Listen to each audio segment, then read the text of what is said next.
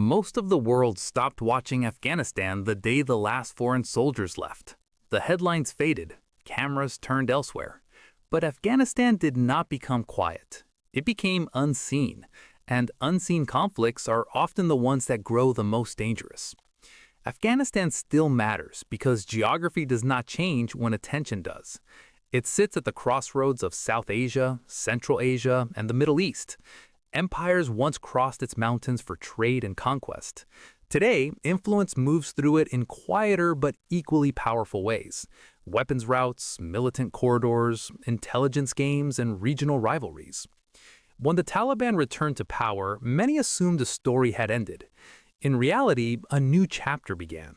The Taliban are no longer insurgents hiding in mountains. They are rulers responsible for a nation of over 40 million people, a collapsing economy, and a fragmented security landscape.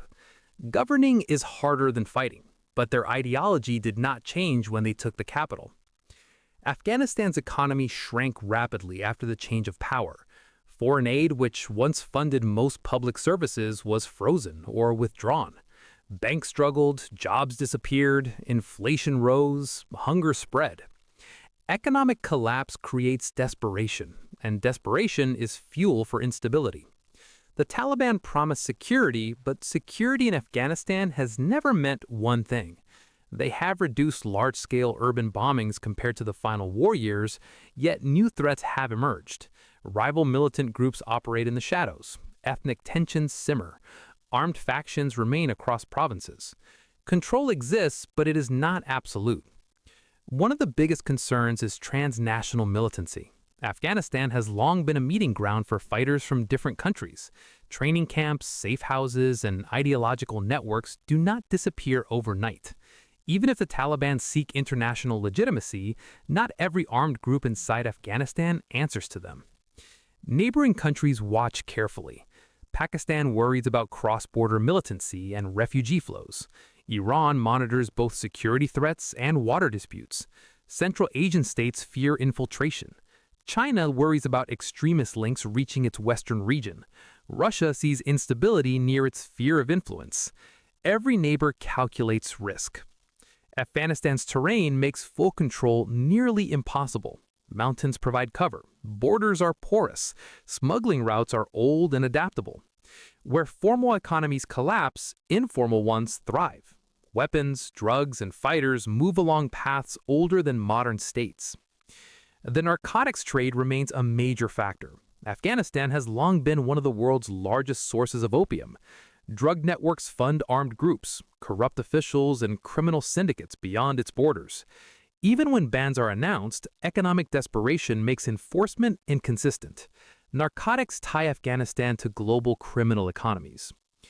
Women and girls face severe restrictions under Taliban policies. Education limits, work bans, and public life constraints have long-term consequences. Half the population excluded from full participation weakens any country. Social repression creates brain drain, resentment, and generational damage that does not stay contained within borders. Humanitarian aid continues, but it is complicated. Donors fear legitimizing the regime. The regime fears losing control. Civilians are trapped between politics and survival. Aid fills gaps but cannot rebuild an economy without broader stability. The Taliban seek international recognition, but recognition comes with expectations. Counter-terror commitments, human rights concerns, inclusive governance. Each demand challenges the movement's ideology and internal unity. Concessions risk internal fractures. Refusal risks isolation. Afghanistan's history shows that isolation rarely produces moderation. It produces shadow economies and underground alliances. When formal systems close, informal ones grow. Influence shifts from diplomats to smugglers, militants, and intelligence networks. Global powers still see Afghanistan through the lens of competition, not as a place to rebuild, but as terrain to monitor. The fear is not only what Afghanistan becomes internally, but what it allows externally. Safe havens matter. Training spaces matter. Ideological hubs matter. Terror threats from Afghan soil are a central concern. Even a small group with international ambition can reshape global security calculations. Intelligence agencies watch for signs. training activity, communications, foreign fighters arriving or leaving. Prevention depends on information, and information is harder to obtain without presence on the ground. Afghanistan also matters symbolically. The Taliban's return is used by militant propaganda worldwide as proof that persistence defeats power. Narratives travel faster than fighters. Perception becomes recruitment fuel far beyond the region. At the same time, many Afghans simply want normalcy. Work, education, safety.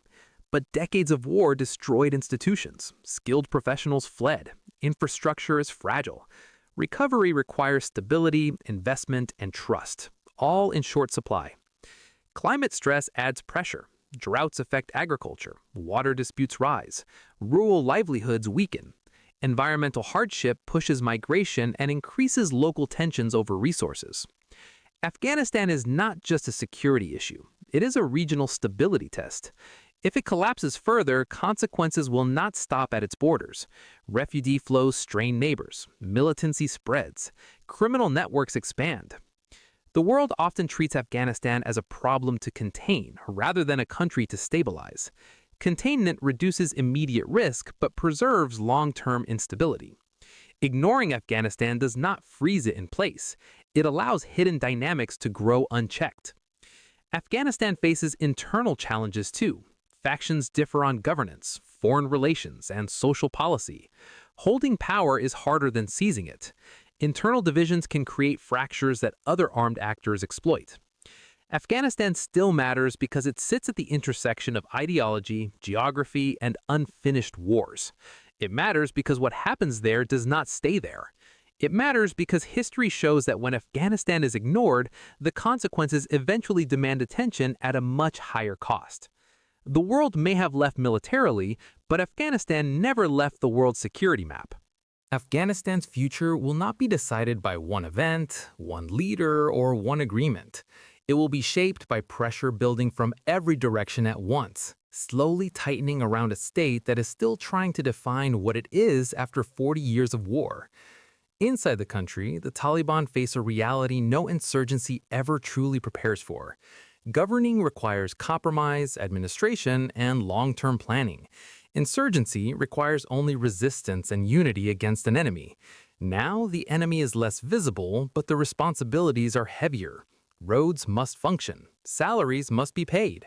Borders must be managed. Discontent must be contained without reigniting civil war. One of the most serious threats to Taliban control comes not from foreign armies, but from rival extremist groups who believe the Taliban have already compromised too much. ISIS-K views the Taliban as nationalists who abandon global jihad. That ideological rivalry turns Afghanistan into a battlefield between former allies turned enemies. Attacks against civilians, minorities, and Taliban officials are designed to prove the Taliban cannot provide security. This rivalry creates a dangerous paradox.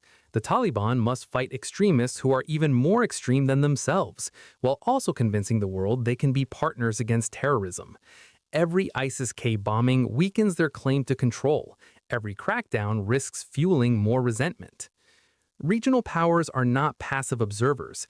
Pakistan maintains deep historical links but faces blowback from militant movements crossing borders. Iran balances hostility towards Sunni extremism with pragmatic engagement. China sees economic opportunity but fears instability spilling toward its sensitive western regions. Russia watches warily, remembering its own Afghan trauma and guarding Central Asian allies. Each neighboring state has a different red line. None fully trust the Taliban, but none want Afghanistan to collapse completely either.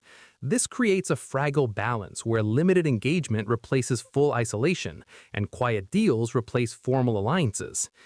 Economic survival remains Afghanistan's most immediate challenge. Without broad international recognition, large-scale investment stays away. Sanctions and frozen reserves limit financial flexibility. The Taliban tried to increase trade with neighbors, expand mining, and formalize customs revenue. But corruption, infrastructure limits, and insecurity slow progress. Mining is often described as Afghanistan's economic hope. The country holds significant mineral resources, from copper to lithium. But extraction requires stability, technology, and long-term guarantees foreign companies hesitate to trust. Wealth underground means little if it cannot be developed safely. Meanwhile, ordinary Afghans adapt to the only way they know how. Informal markets grow. Remittances from relatives abroad become lifelines. Local coping networks replace absent state support. But survival is not development. It keeps people alive without building a future. Education restrictions, especially for girls and women, have deep long-term consequences. A generation losing access to learning weakens the country's human capital. Skilled professionals continue to leave if they can. Brain drain becomes a silent crisis that outlasts headlines. Humanitarian agencies try to fill gaps, but aid systems cannot replace functioning governance. Delivering assistance without empowering authorities is a constant balancing act. Too little coordination reduces effectiveness. Too much risks political recognition. The Taliban also face the challenge of internal cohesion. They're not a monolithic force. Field commanders, religious scholars, political figures, and regional leaders hold different visions of the future. Some prioritize international engagement to unlock economic relief. Others prioritize ideological purity over external approval. Managing these tensions without splintering is an ongoing test. History shows that armed movements transitioning to power often fracture when the unifying enemy disappears. Afghanistan's stability depends partly on whether the Taliban can manage internal disputes without triggering new armed rivalries. The risk of Afghanistan once again becoming a hub for transnational militancy is what keeps global intelligence agencies focused. Even a small training pipeline can have global effects. Preventing this requires cooperation, but cooperation requires trust, and trust is scarce. Technology changes the equation. Militancy no longer needs large visible camps. Recruitment, propaganda, and coordination can happen online. Physical safe havens still matter, but virtual ones expand reach. Afghanistan's isolation could ironically make monitoring harder. Drug trafficking continues to connect Afghanistan to global criminal networks. Even with attempts at crop bans, economic desperation pushes farmers toward whatever sustains families. Trafficking routes fund not only local actors but international crime syndicates, linking Afghan instability to global security concerns. Water scarcity and climate pressures add another layer. Disputes over rivers affect relations with neighbors. Drought weakens rural livelihoods, driving migration towards cities or across borders. Environmental stress rarely makes headlines, but it quietly fuels instability. Afghanistan also matters because of the lesson it sends. Armed movements around the world study its trajectory. Some see proof that patience can defeat stronger powers. Others see the dangers of isolation after victory. The narrative battle shapes recruitment far beyond the region. For global powers, Afghanistan is now managed from a distance. Over-the-horizon monitoring replaces on-the-ground presence. But distance reduces understanding. Intelligence gaps grow. Miscalculations become more likely. If Afghanistan stabilizes even partially, it could become a bridge for regional trade linking Central and South Asia. If it destabilizes further, it becomes a source of insecurity spreading outward. The difference depends on governance choices, regional cooperation, and whether the international community engages pragmatically rather than emotionally. Afghanistan still matters because it sits at a strategic crossroads where neglect has historically produced consequences far beyond its borders. Ignoring it does not freeze risk. It compounds it quietly until it demands attention again under worse conditions. The country stands at a fragile moment where collapse, stagnation, or slow stabilization are all possible. None are guaranteed. All will shape regional security, migration flows, militant networks, and geopolitical competition. Afghanistan's war shaped the past 2 decades of global security. What happens next will shape the decades ahead, whether the world is watching closely or not.